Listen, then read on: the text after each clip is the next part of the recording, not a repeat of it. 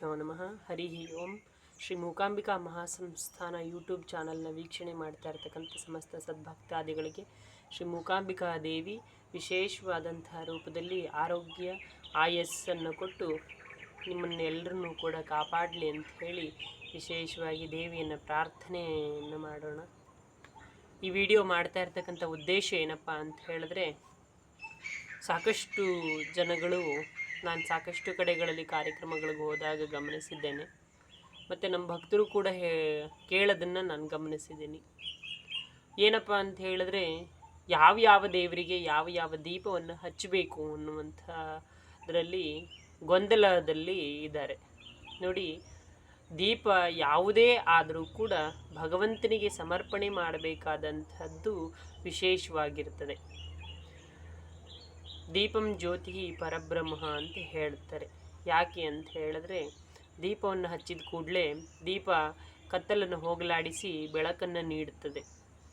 ಹಾಗಾಗಿ ಯಾವ ದೇವರಿಗೆ ಯಾವ ದೀಪವನ್ನು ಹಚ್ಚಬೇಕು ಅನ್ನೋದನ್ನು ನೋಡೋದಾದರೆ, ವಿಶೇಷವಾಗಿ ಮೊದಲು ನಾವು ದೇವಿಯಿಂದ ಶುರು ಮಾಡೋಣ. ದೇವಿ ಮೂಕಾಂಬಿಕೆಗೆ ನೀವು ಹಚ್ಚೋದಾದರೆ ಬೆಲ್ಲದ ದೀಪವನ್ನು ಹಚ್ಚಬೇಕು. ಯಾಕೆ ದೇವಿಗೆ ಬೆಲ್ಲದ ದೀಪವನ್ನು ಹಚ್ಚಬೇಕು ಅಂತ ಹೇಳಿ ನಾನು ಸಾಕಷ್ಟು ವಿಡಿಯೋಗಳಲ್ಲಿ ಹೇಳಿದ್ದೀನಿ. ಈಗಾಗಲೇ ಬೆಲ್ಲದ ದೀಪವನ್ನು ಹೇಗೆ ಹಚ್ಚಬೇಕು ಅಂತ ಕೂಡ ವಿಡಿಯೋ ಮಾಡಲಾಗಿದೆ. ಅದು ಮೂಕಾಂಬಿಕಾ ದೇವಿ ಮಹಾಸಂಸ್ಥಾನ ಯೂಟ್ಯೂಬ್ ಚಾನಲಲ್ಲಿದ್ದು ಅಲ್ಲಿ ಹೋಗಿ ನೀವು ಅದನ್ನು ನೋಡಬಹುದಾಗಿದೆ. ಮತ್ತು ಇನ್ನೊಂದು ಏನಪ್ಪ ಅಂತ ಹೇಳಿದ್ರೆ, ವಿಶೇಷವಾದಂತಹ ರೂಪದಲ್ಲಿ ಶಿವನಿಗೆ ಅಂತ ಹೇಳಿದ್ರೆ, ಮಹಾಲಿಂಗೇಶ್ವರ ದೇವರಿಗೆ ಆಗಿರ್ಬೋದು, ಸದಾಶಿವನಿಗೆ ಆಗಿರ್ಬೋದು, ಯಾವುದೇ ಶಿವ ದೇವರುಗಳಿಗೆ ನಿಂಬೆಹಣ್ಣಿನ ದೀಪಗಳನ್ನು ಹಚ್ತಾರೆ. ನೋಡಿ, ಯಾವತ್ತಿಗೂ ಕೂಡ ವಿಶೇಷವಾಗಿ ನಿಂಬೆಹಣ್ಣಿನ ದೀಪ ದೇವಿಗೆ ಹಚ್ಚಬೇಕೆ ಹೊರತು ಶಿವನಿಗೆ ನಿಂಬೆಹಣ್ಣಿನ ದೀಪವನ್ನು ಹಚ್ಚಬಾರ್ದು. ಯಾಕೆ ನಿಂಬೆಹಣ್ಣಿನ ದೀಪವನ್ನು ಶಿವನಿಗೆ ಹಚ್ಚಬಾರ್ದಪ್ಪ ಅಂತ ಹೇಳಿದ್ರೆ, ನೋಡಿ, ದೇವಿ ಶಕ್ತಿ ಸ್ವರೂಪಿಣಿ ಮತ್ತು ದುಷ್ಟರ ಸಂಹಾರವನ್ನು ಮಾಡುವಂಥವಳು. ನಾವು ಕೇಳಿದ್ದನ್ನು ಶೀಘ್ರವಾಗಿ ಕೊಡುವಂಥವಳು. ಶಿವ ಕೂಡ ಕೊಡ್ತಾನೆ, ಇಲ್ಲ ಅಂತಲ್ಲ. ಶಿವ ಕೂಡ ದುಷ್ಟರನ್ನು ಸಂಹಾರ ಮಾಡಿದ್ದಾನೆ, ಇಲ್ಲ ಅಂತಲ್ಲ. ಆದರೆ ವಿಶೇಷವಾಗಿ ದೇವಿಗೆ ನಾವು ನಿಂಬೆಹಣ್ಣಿನ ದೀಪವನ್ನು ಹಚ್ಚೋ ಹಾಗೆ ಶಿವನಿಗೆ ಹಚ್ಚಬಾರ್ದು. ಶಿವನಿಗೆ ತೆಂಗಿನಕಾಯಿಯ ದೀಪವನ್ನು ಹಚ್ಚಬೇಕು. ಒಂದು ತೆಂಗಿನಕಾಯಿಯನ್ನು 2 ಹೋಳುಗಳನ್ನಾಗಿ ಮಾಡಿಕೊಂಡು ಅದರಲ್ಲಿರುವಂಥ ಎಳನೀರನ್ನು ಹೊರಗೆ ಚೆಲ್ಲಿ, ಎಳನೀರನ್ನು ಒಂದು ಶುದ್ಧ ಬಟ್ಟೆಯಿಂದ ಒರೆಸ್ಕೊಂಡು ಅದಕ್ಕೆ ತುಪ್ಪ ಹಾಕಿ 108 ಬತ್ತಿಗಳ ಒಂದು ಬತ್ತಿಯನ್ನು ಹಾಕಿ ನೀವು ಶಿವನಿಗೆ ಆ ದೀಪವನ್ನು ಬೆಳಗಬೇಕಾಗ್ತದೆ. ಮತ್ತು ಆಂಜನೇಯನಿಗೂ ಕೂಡ ನೀವು ಬೆಲ್ಲದ ದೀಪವನ್ನು ಹಚ್ಚಬಹುದು. ಮತ್ತು ದೇವಿಯರಿಗೆ ಅಂದರೆ ಈ ಗ್ರಾಮ ದೇವತೆಯರಿಗೆ ತಂಬಿಟ್ಟಿನ ಆರತಿಯನ್ನು ನೀವು ಮಾಡಬಹುದಾಗಿರುತ್ತೆ. ಮತ್ತು ಉಳಿದೆಲ್ಲ ದೇವರುಗಳಿಗೆ ನಾವು ಯಾವ ದೀಪವನ್ನು ಹಚ್ಚಬೇಕು, ಏನು ಮಾಡಬೇಕು ಅಂತ ನೀವು ಕೇಳೋದಾದರೆ, ಎಲ್ಲ ದೇವರುಗಳಿಗೂ ಕೂಡ ನೀವು ತುಪ್ಪದ ದೀಪವನ್ನು ಹಚ್ಚಬಹುದು. ನೋಡಿ, ತುಪ್ಪ ವಿಶೇಷವಾಗಿ ನಾವು ಎಲ್ಲ ಕಾರ್ಯಕ್ರಮಗಳಲ್ಲೂ ಕೂಡ ಬಳಸುವಂಥದ್ದು, ಅಥವಾ ಎಲ್ಲ ಅಡುಗೆಗಳಲ್ಲೂ ಕೂಡ ನಾವು ಬಳಸುವಂಥದ್ದು. ದೇವರಿಗೂ ಕೂಡ ನಾವು ತುಪ್ಪವನ್ನು ನೈವೇದ್ಯ ಮಾಡ್ತೇವೆ, ಅಥವಾ ತುಪ್ಪದ ಅಭಿಷೇಕವನ್ನು ಮಾಡ್ತೇವೆ, ಅಥವಾ ತುಪ್ಪದಲ್ಲಿ ಮಾಡಿದಂತಹ ಪದಾರ್ಥಗಳನ್ನು ನಾವು ದೇವರಿಗೆ ನೈವೇದ್ಯಕ್ಕೆ ಇಡ್ತೇವೆ.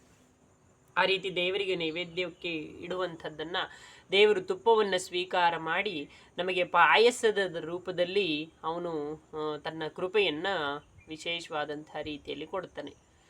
ಹಾಗಾಗಿ ಯಾರೇ ಆಗಲಿ ಪಾಯಸವನ್ನು ಕೊಟ್ಟರೆ ನೀವು ಬೇಡ ಅಂತ ಹೇಳೋಂಗಿಲ್ಲ. ಸ್ವಲ್ಪನಾದರೂ ಆಗಲಿ ನೀವು ಸ್ವೀಕಾರ ಮಾಡಲೇಬೇಕಾದಂಥ ಒಂದು ಪ್ರಸಂಗ ಇರುತ್ತೆ. ಸ್ವಲ್ಪನಾದರೂ ಆಗಲಿ ಸ್ವೀಕಾರ ಮಾಡಿ.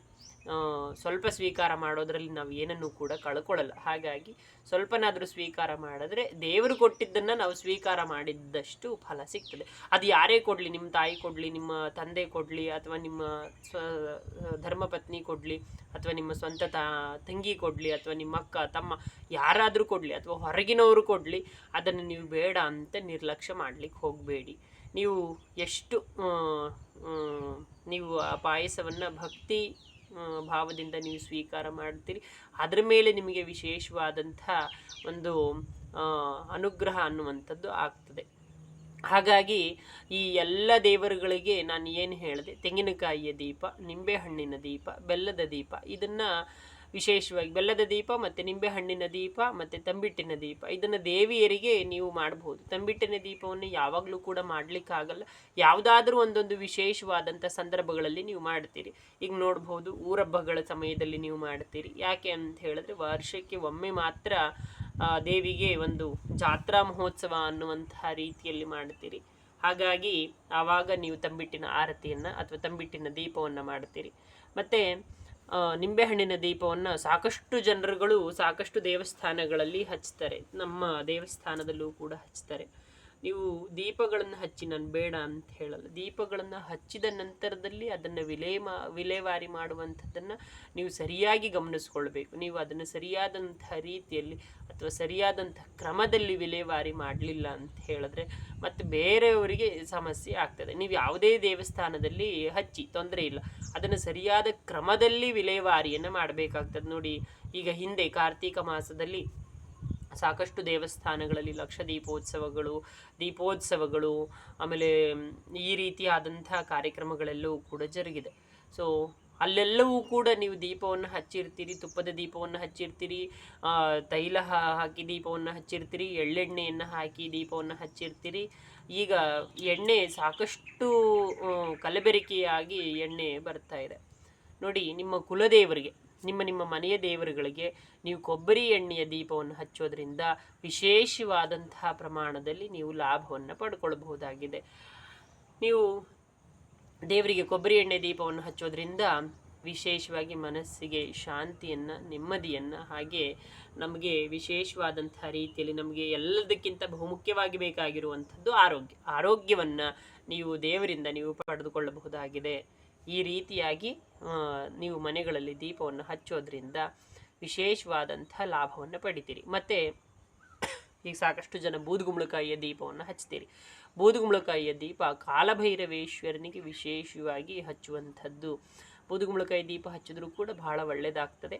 ಅದನ್ನು ಸಾಕಷ್ಟು ಜನ ಭಕ್ತರನ್ನು ನನ್ನ ಪ್ರಶ್ನೆ ಮಾಡಿದ್ದಾರೆ. ಅವಾಗ ನಾನು ಅವರನ್ನು ಗಮನಿಸಿದ್ದೇನಪ್ಪ ಅಂತ ಹೇಳಿದ್ರೆ, ಮನೆಗಳಲ್ಲಿ ಹಚ್ಚಬಹುದು ಅಂತ ಕೇಳುತ್ತಾರೆ. ಹೌದು, ಮನೆಗಳಲ್ಲಿ ನಾವೇ ಹಚ್ಚಲಿಕ್ಕೆ ಹೇಳುತ್ತೇವೆ. ಯಾವಾಗ ಅಂತ ಹೇಳಿದ್ರೆ, ಒಬ್ಬ ವ್ಯಕ್ತಿಗೆ ಅನಿವಾರ್ಯ ಕಾರಣದಿಂದಾಗಿ ಅಥವಾ ಅವರಿಗೆ ಇನ್ನೂ ವಯಸ್ಸಿದ್ದು ಹೋದರೆ ಅಥವಾ ಸತ್ತು ಹೋದರೆ ಆವಾಗ ಹೇಳುತ್ತೇವೆ, ಹೌದು ನೀವು ಬೂದುಗುಂಬಳಕಾಯಿ ದೀಪವನ್ನು ಹಚ್ಚಬೇಕು ಅಂತ ಹೇಳುತ್ತೇವೆ.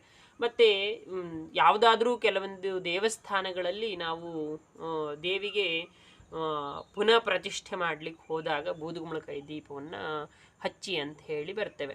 ಸೊ ಹಾಗಾಗಿ ಈ ರೀತಿಯಾದಂಥ ಒಂದು ದೀಪಗಳ ವ್ಯವಸ್ಥೆ ಇದ್ದು, ನಿಮಗೇನಾದರೂ ಅನುಮಾನಗಳಿದ್ದರೆ ದಯವಿಟ್ಟು ಕಾಮೆಂಟ್ ಮಾಡಿ ಕೇಳಿ. ಸಾಕಷ್ಟು ಜನ ದೇವಸ್ಥಾನದ ಮೊಬೈಲ್ ಸಂಖ್ಯೆಯನ್ನು ಕೇಳ್ತಾ ಇದ್ದೀರಿ. ಈ ಸಾಕಷ್ಟು ಜನರ ಫೋನ್ ಕಾಲ್ಸ್ಗಳನ್ನು ಈಗಾಗಲೇ ನಾನು ರಿಸೀವ್ ಮಾಡ್ತಾ ಇದ್ದು, ಎಲ್ಲ ಫೋನ್ ಕಾಲ್ಸ್ಗಳನ್ನು ಕೂಡ ರಿಸೀವ್ ಮಾಡಲಿಕ್ಕೆ ಆಗಲ್ಲ. ಹಾಗಾಗಿ ನಾನು ವಿಳಾಸ ಹೇಳ್ತೇನೆ, ಆ ದೇವಸ್ಥಾನಕ್ಕೆ ಬಂದು ನನ್ನನ್ನು ಭೇಟಿ ಮಾಡಿದ್ರೆ ನಾನು ಇರ್ತೇನೆ. ಆ ನಂತರದಲ್ಲಿ ನೀವು ನನ್ನ ಮೊಬೈಲ್ ಸಂಖ್ಯೆಯನ್ನು ತಗೊಳ್ಬಹುದು. ಶ್ರೀ ಮೂಕಾಂಬಿಕಾ ದೇವಿ ದೇವಾಲಯ, ಜ್ಯೋತಿಪಾಳ್ಯ, ಮಾಗಡಿ ತಾಲೂಕು, ರಾಮನಗರ ಜಿಲ್ಲೆ. ಸೊ ನಮ್ಮ ದೇವಸ್ಥಾನಕ್ಕೆ ಯಾರೇ ಬರಲಿ ಕಾಲ್ನಡಿಗೆಯಲ್ಲೇ ಬರಬೇಕು, ಸ್ವಲ್ಪ ದೂರ ನಡ್ಕೊಂಡೇ ಬರಬೇಕಾಗಿರುತ್ತೆ. ನೀವೆಲ್ಲರೂ ಕೂಡ ನೋಡಿ, ಕೇದಾರನಾಥ ಅಲ್ಲಿ ಇಲ್ಲಿ ದರ್ಶನಗಳಿಗೆ ಹೋಗ್ತೀರಿ, ಅಲ್ಲಿ ಕಿಲೋಮೀಟ್ರ್ಗಟ್ಟಲೆ ನಡೀತೀರಿ. ನಮ್ಮ ದೇವಸ್ಥಾನಕ್ಕೆ ಒಂದು 300 ಮೀಟ್ರ್ಗಳಷ್ಟು ನಡೆದೇ ಬರಬೇಕಾಗ್ತದೆ. ಯಾಕೆ ಅಂತ ಹೇಳಿದ್ರೆ, ಪುಣ್ಯಕ್ಷೇತ್ರಗಳ ದರ್ಶನದ ಲಾಭ ಅಥವಾ ಪ್ರಯೋಜನ ಸಿಗಬೇಕು ಅಂತ ಹೇಳಿದ್ರೆ ನಡೆದು ದೇವರ ಸೇವೆಯನ್ನು ಮಾಡಬೇಕು. ಆವಾಗ ಮಾತ್ರ ನಾವು ವಿಶೇಷವಾಗಿ ದೇವರ ಒಂದು ಕೃಪೆಗೆ ಪಾತ್ರರಾಗಬಹುದು. ಹಾಗಾಗಿ ಯಾರಿಗಾದರೂ ಏನಾದರೂ ಈ ದೀಪಗಳ ಹಚ್ಚೋದ್ರ ಬಗ್ಗೆ ಏನಾದರೂ ಅನುಮಾನವಿದ್ದಲ್ಲಿ ನೀವು ಕಾಮೆಂಟ್ ಮಾಡಿದ್ರೆ ನಾನು ಅದಕ್ಕೆ ಒಂದು ಉತ್ತರವನ್ನು ಕೊಡುವಂತಹ ಒಂದು ವ್ಯವಸ್ಥೆಯನ್ನು ಮಾಡ್ತೇನೆ. ಧನ್ಯವಾದಗಳು. ಶುಭೋದಯ, ಶುಭ ದಿನ. ಶ್ರೀ ಮೂಕಾಂಬಿಕಾ ಮಹಾಸಂಸ್ಥಾನ ಅನ್ನುವಂತಹ ಯೂಟ್ಯೂಬ್ ಚಾನಲನ್ನು ಲೈಕ್ ಮಾಡಿ, ಶೇರ್ ಮಾಡಿ ಮತ್ತು ಸಬ್ಸ್ಕ್ರೈಬ್ ಮಾಡಿ ಮೂಕಾಂಬಿಕಾ ಮಹಾಸಂಸ್ಥಾನ ಯೂಟ್ಯೂಬ್ ಪೇಜನ್ನು ಸಪೋರ್ಟ್ ಮಾಡಿ ಅಂತ ಹೇಳಿ ನಿಮ್ಮನ್ನು ಕೇಳ್ಕೊಳ್ತೇನೆ. ಧನ್ಯವಾದಗಳು.